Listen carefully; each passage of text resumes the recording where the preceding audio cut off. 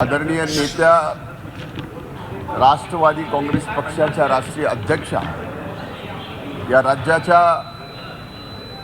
पहिल्या महिला उपमुख्यमंत्री आदरणीय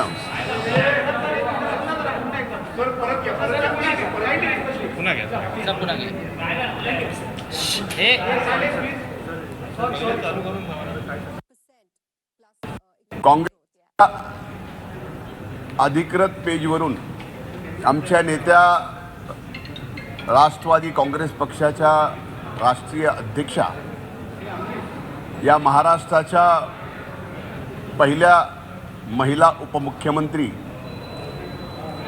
आदरणीय सुनेत्रा वहिनी अजित पवार यांच्यावर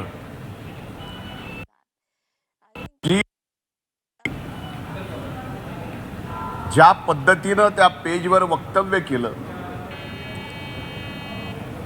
ते वक्तव्य काँग्रेसच्या मनात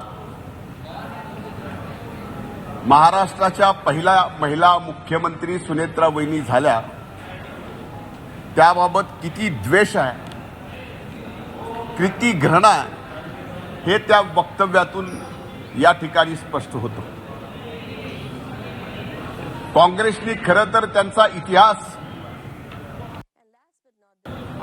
त्यांच्या अधिकृत पेजवरून वक्तव्य पहिल्या महिला उपमुख्यमंत्र्यावर करण्याच्या ऐवजी जर इतिहास पाहिला असता तर स्वर्गीय इंदिराजी ज्यावेळेस पहिल्यांदा देशाच्या महिला प्रधानमंत्री झाल्या त्यावेळेस त्यांच्या बाबतीतही असंच वक्तव्य तत्कालीन विरोधी पक्षांनी केलं. पण स्वर्गीय इंदिराजींनी देशाचं पंतप्रधान म्हणून ज्या पद्धतीनं कणखर काम केलं त्याच्यापेक्षाही चांगला अनुभव येणाऱ्या काळात या महाराष्ट्रात आमच्या नेत्या या राज्याच्या पहिला महिला उपमुख्यमंत्री सुनेत्रा वहिनी या ठिकाणी करून दाखवणार आहे. आणि तेच भीती,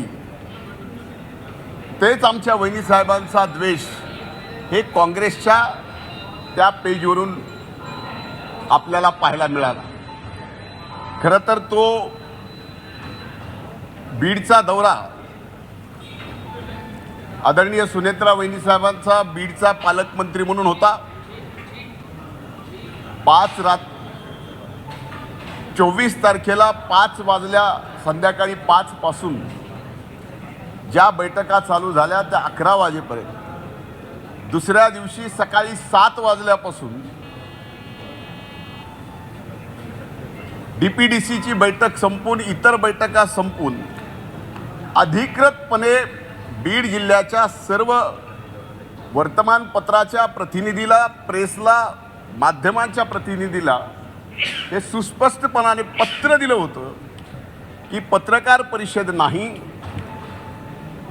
तर बैठकीमध्ये एकूण जे कामकाज झालं त्याचं निवेदन आदरणीय सुनेत्रा वहिनी साहेब या ठिकाणी करतील.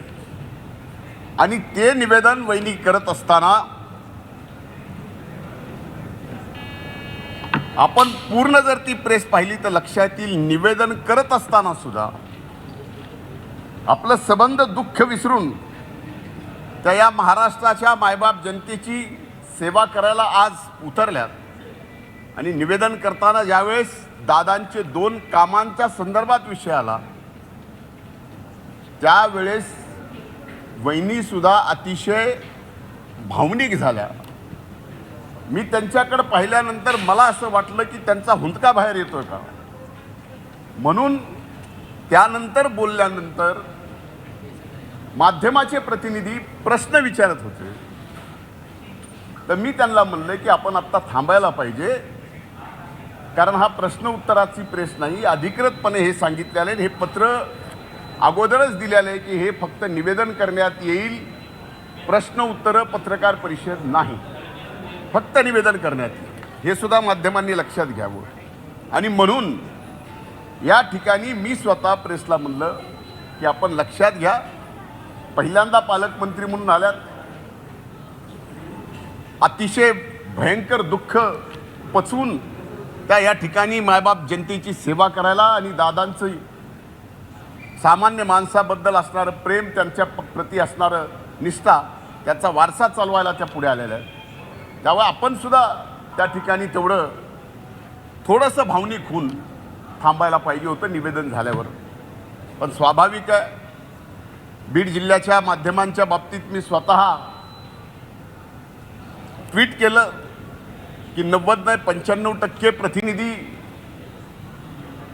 प्रिंट इलेक्ट्रॉनिक मीडियाचे अतिशय चांगलं काम करतात, फेअर काम करतात. पण काही मंडळींना मात्र बीड जिल्ह्याचं वातावरण सहजासहजी निवडू द्यायचं नाही. जातीपातीचं ज्या पद्धतीचं राजकारण चालू ठेवायचं आहे त्याच्यासाठी त्यांचे प्रयत्न कमी पडू देत नाहीत. हे मी गेली 4 दिवस माझ्याच बाबतीत माध्यमांवर एकदा हे एकदा ते. आता चमत्काराचा विषय झाला, ते जर भाषण तुम्ही पूर्ण ऐकलं असेल तर तो चमत्कार माझ्या तब्येतीच्या बाबतीत होता, राजकारणाच्या बाबतीत नव्हता. दुसरा विषय शेतकऱ्यांच्या बाबतीत. तो शेतकरी वहिनीसाहेब समोर असताना अतिशय जोरात असं समोरून बोलत होता. तर मी म्हटलं शांतपणाने सांगा तर वहिनीसाहेबाच्या लक्षात येईल. एवढंच बोललो की माध्यमांनी चालवलं की शेतकऱ्याला मी दाब दिला. आता वहिनीसाहेबांचा या ठिकाणी प्रश्न विचारला, हा प्रश्न उत्तराची प्रेस नसताना विचारला. त्यावेळेस मी म्हणलं आता थांबा, प्रेस संपली, कारण निवेदन करायचं. एवढंच जर अधिकृत सांगितलेलं असताना मी थांबा म्हणलं तर ही चूक होत नाही. इथं धनंजय मुंडेची हुकुमशाही. अरे मी 2-1.5 वर्ष झालं एक ब्र शब्द ना माध्यमांवर बोलतोय ना तुमच्या समोर येतोय. तुम्ही किती मागं लागलात तरी मी बोलत नाही. आज मी कुठल्या तिथं मंत्रिपदावर नाही, मी फक्त आमदार आहे, तरी सुद्धा आमदार